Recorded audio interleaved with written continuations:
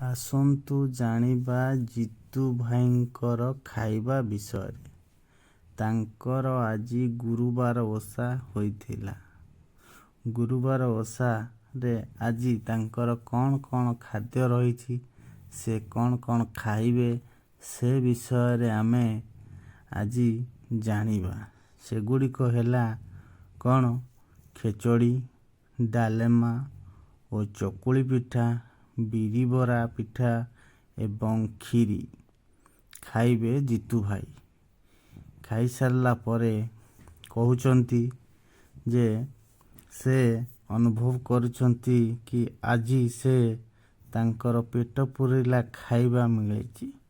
ଜିତୁ ଭାଇ କହୁଛନ୍ତି ଯେ ଆଉ ଏଭଳିଆ ଖାଦ୍ୟ ମିଳିବ ନାହିଁ, କାହିଁକି ନା ଗୁରୁବାର ଓଷା ବର୍ଷକରେ ଥରେ ଆସେ ଓ ସେ ଟାଇମ୍ରେ ଏଭଳିଆ ଭଲ ଭଲ ଖାଦ୍ୟ ମିଳେ। ସେଥିରେ ଏଭଳିଆ ଖାଦ୍ୟ କାହିଁକି ନା ବର୍ଷକରେ ଥରେ ହୁଏ, ମିଳିବା କଷ୍ଟକର ହୁଏ। ତାଙ୍କର ଆଶା ଥିଲା ଗୁରୁବାର ଓଷାର ଖାଦ୍ୟ ଖାଇ ତାଙ୍କର ସମସ୍ତ ଆଶା ପୂରଣ ହେଲା।